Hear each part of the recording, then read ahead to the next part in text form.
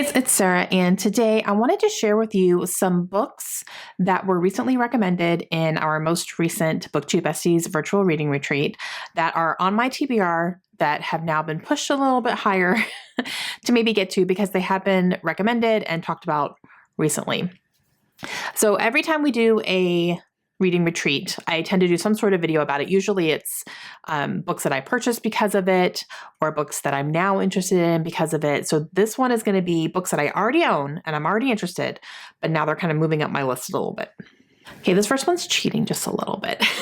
I got it right after the retreat. It was a gift in a gift exchange that we did. And this is the one book that I put on my wish list because of the recommendation. I had already had my eye on it, which is funny. You'll see in a second. I already had my eye on it, but it pushed me to say, okay, I think I want to purchase this book or get this book somehow. I have my eye on it. Okay. The Eyes Are the Best Part by Monica Kim. I have heard this is really weird and gross and it's horror and I'm here. I'm here for it. That's all I need to know. And I believe it's set in Korea. I'm here for this. I've heard really good things. So I ended up getting it as a gift right after, which was awesome. So thank you, Kim. The next one is actually one that I had on the TBR already this year, and I just haven't gotten to it yet because I know that when I read this book, I need to take my time with it. And it's going to be something that's very, very thought-provoking, and it's going to be a lot when I read it. So I just need to kind of go in a little bit prepared for that. And I haven't quite gotten to that point yet, but that's The Measure by Nikki Ehrlich. And when someone recommended this book, so many other people were like, yes. So I do know what this book is about, and I do know that it's going to really challenge me and it's going to make me think about what would you do in this situation.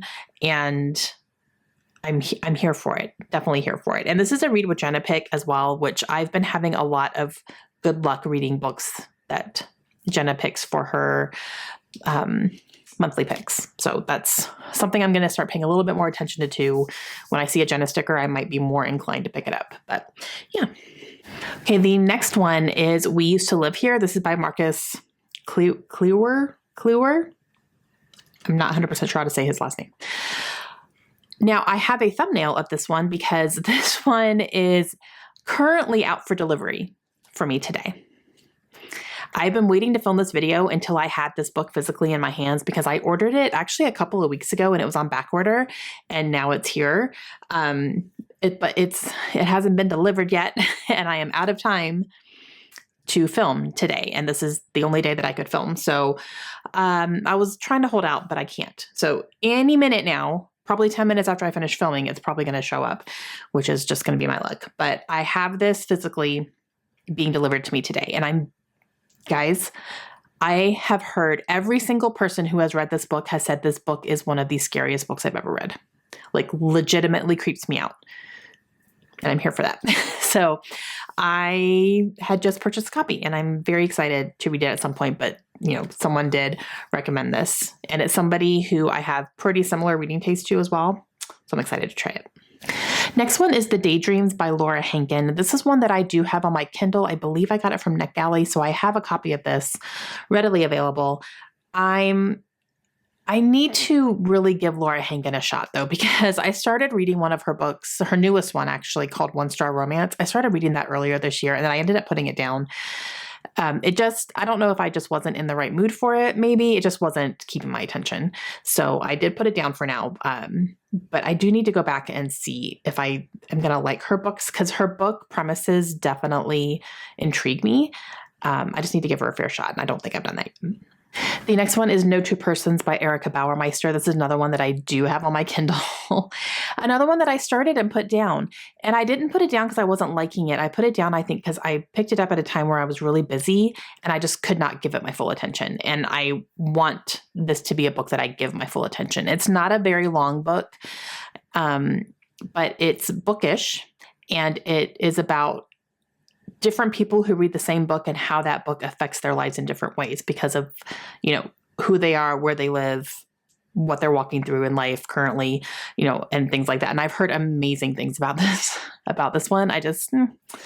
I need to go back to it. And I remember when I was reading, I didn't get very far, but when I was reading it, I loved the writing. The writing was beautiful. So will be one that I go back to for sure. Okay, the next one is the Chestnut Spring series by Elsie Silver. Now, I have read Flawless. I'm considering rereading this one and then binging the entire series. That's definitely something I could see myself doing because I loved this when I read it, and I read it on my Kindle, and then I ended up buying the entire series. So I have all 5 of these on my shelves. So I'm considering doing that because I do probably want to tap it up a little bit, especially if I'm going to go through the whole series. But this is a small town romance, kind of cowboyish, pretty steamy, and I loved this one. I'm pretty sure when I read this, I gave it 5 stars.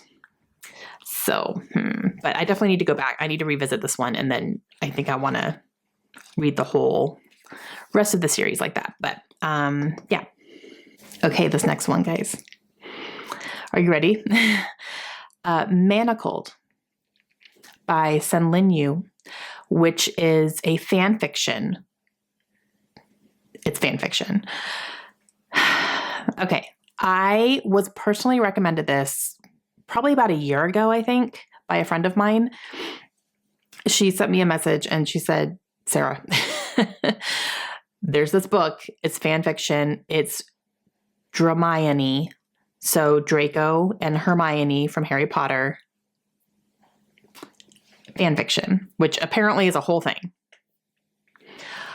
I have never really read fan fiction before, so I'll say that.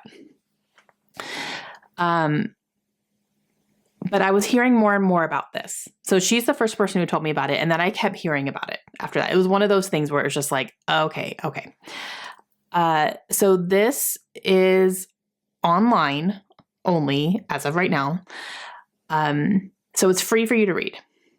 You do have to get on the site. You have to download it, all that stuff. I will leave that link down below if this is something that interests you guys.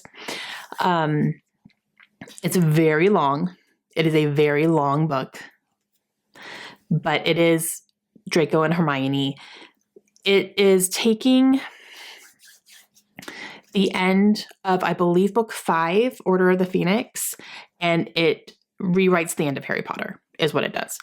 And it is this whole situation. It's, how do I describe it? It's kind of Handmaid's Tale situation.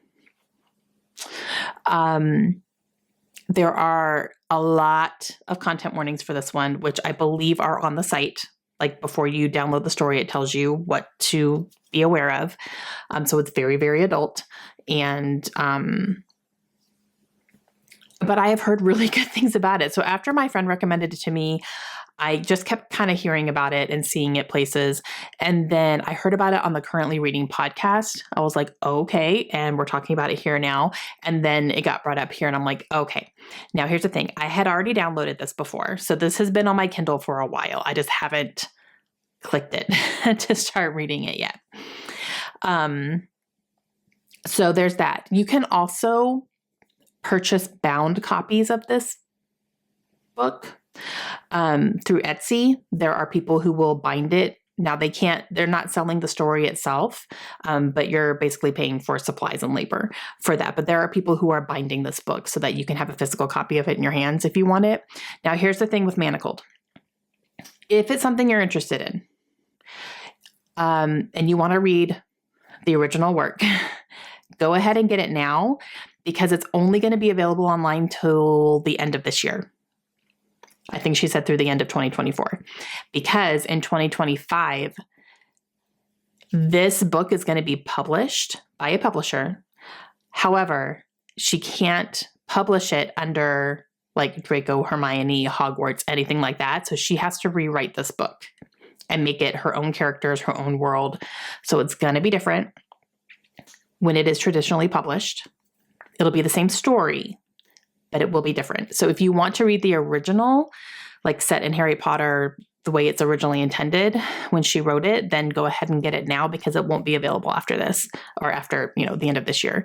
And then in 2025, it will come out. It's going to have a new title, all that kind of stuff. So very interesting. I will leave an article link down below underneath the link for this book as well if you guys want to read a little bit more about it and how she kind of got picked up and stuff. But it definitely moved it up my attention list. So I already had it, but I was like, okay, I think I need to just bite the bullet and dive into this one. I don't know why it scares me so much, probably because it's my precious Harry Potter, but I'm open-minded.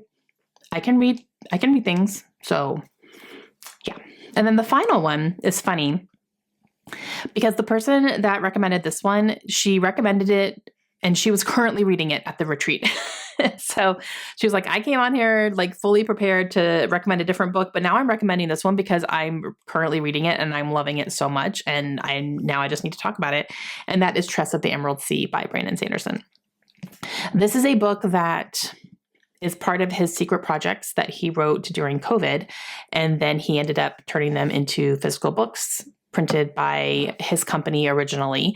It has since been also published by Tor that you can buy at any store.